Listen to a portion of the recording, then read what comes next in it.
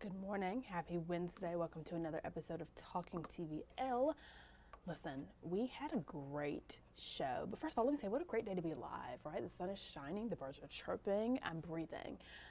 And so are you. And I'm so glad that you're here for another episode of Talking TVL. I'm your digital host, Breona Winn. And if you don't know what this is, as I say every morning, this is our pre-show to the lifestyle show, Tennessee Valley Living, which airs every weekday, Monday through Friday at 11 a.m. Let's start this shebang off by sharing with you such a sweet conversation we had yesterday, or should I say Peyton had yesterday, with the owner of Make It Matter. Her name is Erica, and this is an organization that helps teens transition from teenage years into adulthood who specifically are in the foster system.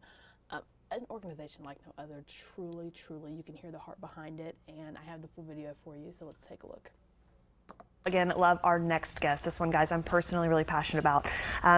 For many teens, turning 18 is highly anticipated, right? They're thinking about college, maybe moving out, kind of starting their own lives officially.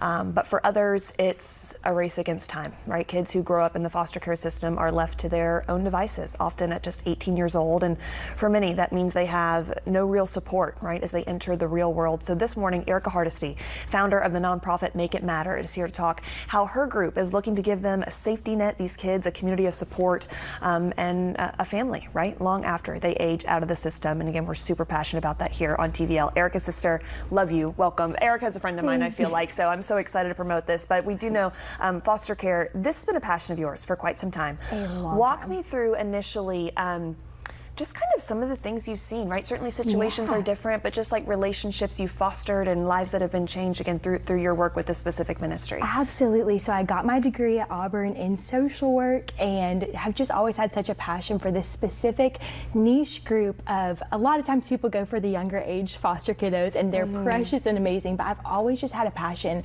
for those teenagers and young adults as they're aging out of the system, and just, y'all, they need hope. They need support. In Alabama alone, over 350 every single year age out of foster care. Nowhere to go. So we see homeless numbers, incarceration rates, human trafficking skyrocketing. That's happening here in Alabama. That's happening in Huntsville. And so we at Make It Matter want to combat that through mentorship, through transitional housing that is more than just your typical transitional housing. We want to come alongside them, show them love and support. We have some teens that we're already working with, and it's just been a beautiful journey so far. We're so, Erica, again, we love you, and you speak joy, and you do speak life and hope. And so we're so grateful for it.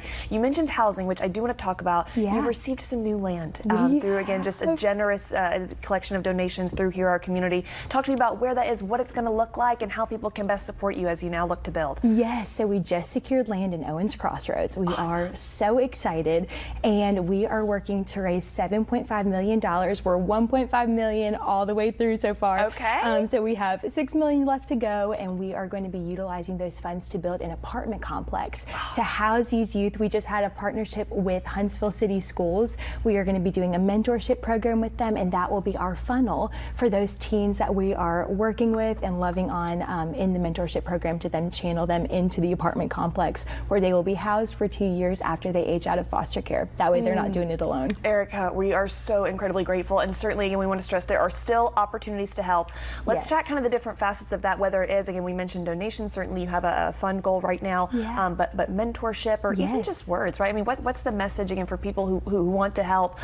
What does that look like, again, for really investing in a young teen's life? Absolutely. So we have multiple ways that you can be a part. The biggest one is they're all housed on our website, makeitmattercollective.com, but you can become a mentor. We need quality mentors, right? These kids have experienced so much trauma to this point. We want to be something consistent, something safe for them. So becoming a mentor is huge.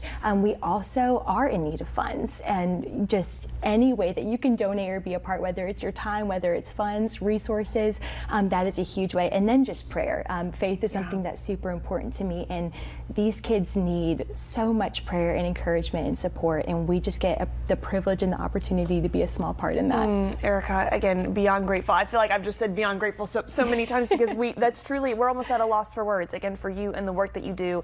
And I guess maybe just lastly as we wrap up, let's do chat. Again, we've kind of talked about how people can support maybe there's a young girl, a young man watching who does need help. What does it look like to maybe be part of the benefit? Certainly we know that the goal is kind of long-term in terms of raising the funds, so we're not, necessarily always quite sure on timeline of things, but certainly putting in prayer. But for again, a young maybe foster kid who wants to benefit from this, or someone who knows a foster child, how can we also kind of get connected with you? Absolutely. So we have all of our phone numbers housed on our social media as well as on our website. You can reach out by phone, you can reach out by email, or through our website.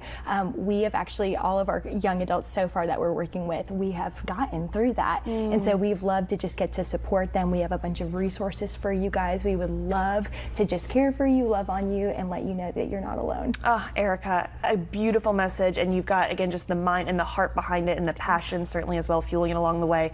We love you. Thank you again so much. Again, so excited for this goal. Tell us one more time, Make It Matter Collective, certain website resources. Where can we go and follow along? MakeItMatterCollective.com or Make It Matter Collective on Instagram or Facebook. All right, my beauty. This will not be our last conversation. We want to follow up with you and have more updates. And again, Make It Matter Collective, we'll stress, we'll have those resources on our website as well. Love you, Erica. Thank you so much.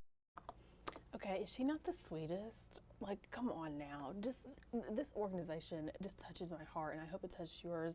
And if there's any pull to your heartstrings to want to help them, you can head on over to tvliving.com, rewatch that interview, and all of her information should be on that article below as well. But without further ado, let's talk about what's happening today on TVL. This man on your screen, his name is John Bentley. He's an author, the man, the myth, the legend himself, and he's stopping by today to talk about his book called I Lead Me. And in this book, he equips leaders to master self-leadership, the foundation of trust, resilience, and lasting impact. And he does that through sharing some of his stories that he's accumulated in the last 21 plus years while he served in the military, as he worked in government services and in business consulting. So this seems like a really good book. I'm very excited for this conversation. I hope you all are as well. Again, that's going to happen around 11:05-ish today. And then we're going to talk, after we talk about being a good leader, we're talking financial literacy and the Financial Finesse Forum. I'm not going to say that 3 times fast, okay? It is a one-day financial literacy event and networking event where financial professionals are going to educate us and guide the community towards financial freedom. So at this event, they're going to have many resources that you may not know that you have access to, and it's going to help you in the long run gain more money. So Taylor Polydor, she's going to be joining us today to lead this conversation. I'm all ears, right? I'm all for making a bag, getting to that money, as the cool kids would say. So we're talking how to be a great leader, and then we're talking financial literacy. Today's really self-empowerment day. I didn't know that. I didn't expect that to be today. So I hope you all are excited for the show. It's going to be at 11 a.m. on WAFF 48. So be sure to tune in. That's it. That's all I've got for you. Thank you for joining me, and we will talk tomorrow for another episode of Talking TVL.